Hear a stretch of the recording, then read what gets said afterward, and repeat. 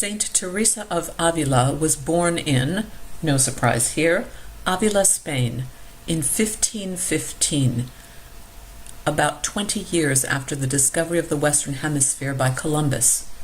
2 years after her birth, Martin Luther started the Protestant Reformation. Obviously, this was a time of great change in her country and in Europe as a whole. Teresa's family also was divided. Her father was deeply religious, but in a rigid way. By contrast, her mother loved to read romance novels, which she hid from her husband. Poor Teresa was caught in the middle between these two extremes. She later would say that she felt like no matter what she did, she would always be wrong. As a young girl, Teresa had a flair for the dramatic. She became fascinated by stories of heroic saints who gave their lives for the faith. So, she and her brother Rodrigo devised an adventure of their own. They made a plan to run away to Africa, hoping that they might be beheaded by the infidel Moors and thus become martyrs. Their plan was to beg their way like the poor friars. But on the road out of their city, they ran into an uncle who brought them back home. Their next attempt at extreme holiness was to become hermits by building themselves little living structures from the stones in their garden. Teresa's mother died when she was just 14. She reacted by trying to immerse herself in the things that typically occupy the minds of teenage girls, namely boys, fashion, and rebellion. She had a particular attachment to tales of chivalry, and she even tried to write romantic stories. Looking back later, she realized that these tales drove her away from her good desires and caused her to be trapped in a sort of addiction to the stories. As Teresa became more fashionable, using perfumes and lotions, and wearing various jewelry and accessories, her rigid father became concerned about her worldliness. So, he sent her off to a convent of Augustinian nuns in their hometown. Life in the convent in those days was not extremely strict. Many young women who had no place else to go ended up in the convent, not because they had a vocation, but because they had no other option. For example, if their family had no money for a dowry for marriage. The convent encouraged the young women to stay away as much as possible because it would reduce the convent's expenses. So, the young nuns would wear jewelry and arrange their veils in a saucy way, and then go away to have fun. While in the convent, they received visitors in the parlor, and they also hosted parties to which young men were invited. Teresa soon found herself lured into gossip and vanity.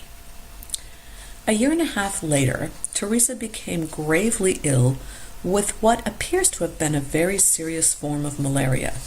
She remained unconscious for 4 days, and the sisters were so sure that she was dead that they actually dug a grave for her. Her father brought her home, and as she began to recover, she became afraid that she would be forced into a loveless marriage. Thus, she began to deliberate over whether she should become a nun instead.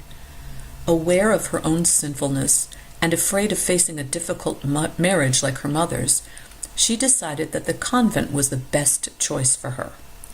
Her father, however, objected. He said that she could do as she pleased after he died. 3 years later, Teresa returned to the convent and back to her social ways, which again turned her away from prayer. At the same time, she continued to be haunted by the idea that she was unworthy. She struggled with the sense that she was so wicked that she did not deserve any favors from God, and therefore she should not pray. Teresa gradually withdrew from these social pleasures within the convent and found herself increasingly able to pray in quiet. She began to have visions and experiences of heavenly things. For example, she felt the sun as if it were God melting her soul. Sometimes she felt her body levitate off the ground.